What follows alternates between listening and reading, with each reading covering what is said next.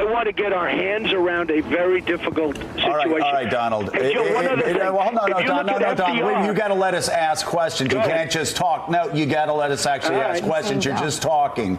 All Muslims. Donald. You're not going to keep talking. We will go to break. If you keep talking, we're going to ask you questions. All right, go to break. Go to break, everybody. Go to break. Go to break right now. We'll be right back with more Morning Joe.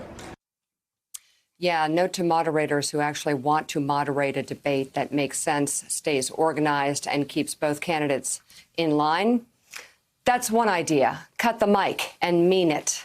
Good morning and welcome to Morning Joe. It is Wednesday, September 30th. Along with Joe, Willie, and me, we have MSNBC national affairs analyst, co-host of Showtime's The Circus, and executive editor of The Recount, John Heilman. Co-founder and CEO of Axios, Jim Vandehei.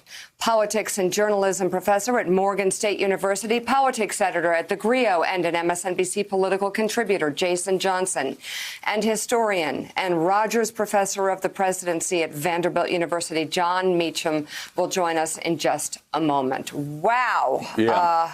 Yeah, it was something. What was that? Well, it was, again, what we've seen for 4 years. It was a president completely ignorant of or uncaring about the position that the United States has held on the world stage over the past 240 years. And also, Willie, ignorant or uncaring about the power of a president to send out a message to America that we are an exceptional country. I mean, you think about the fact that during the height of the Cold War, actually nearing its end, Ronald Reagan would talk about freedom in the Soviet Union and dissidents locked in gulags thousands of miles away from freedom would find out about the American president's words, and they would tap in code what the president said while locked in their jail cells,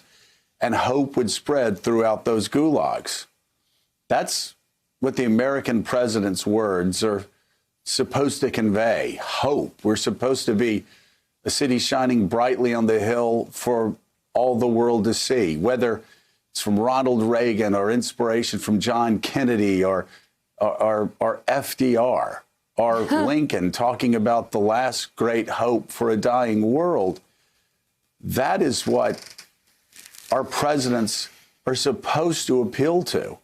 And last night, you had a president shaming himself, bringing shame to anybody who still supports him, and actually giving hope, to racist, anti-Semitic groups. Stand back and stand telling by. them to stand back and telling them to stand by, sending messages to his supporters, telling them to disturb and disrupt voting, trying to threaten those who were going to try to vote peacefully, and also making such a mockery of American democracy by screaming and yelling during that debate and being completely unmoored emotionally, philosophically, intellectually, that, again, he has brought even greater shame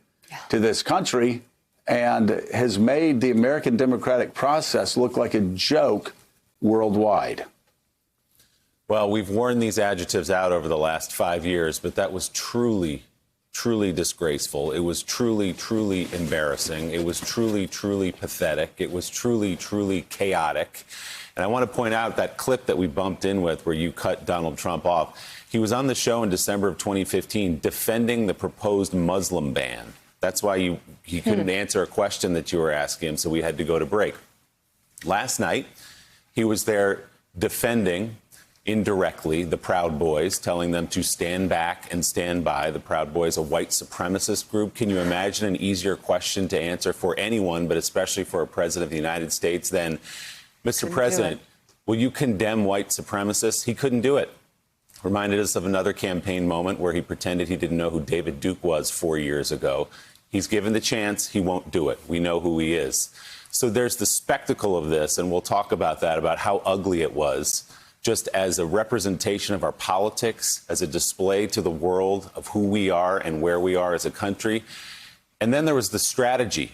Who exactly was he convincing last night to vote for him, other than his base who's not going anywhere? Who watched that? If there are undecided people, who watched that and thought, yes, I want more of that for 4 years? So we'll talk about who did well and who didn't, but how could you watch that and want more of that if you're still thinking about who to vote for? Well, and listen, there's an entire network that is covering this debate as if it was a proud moment for the president. And this situation has gone too far with a bunch of lobotomized hosts and anchors who are just waiting for his phone call. And it's pathetic. Thanks for checking out MSNBC on YouTube. And make sure you subscribe to stay up to date on the day's biggest stories. And you can click on any of the videos around us to watch more from Morning Joe and MSNBC. Thanks so much for watching.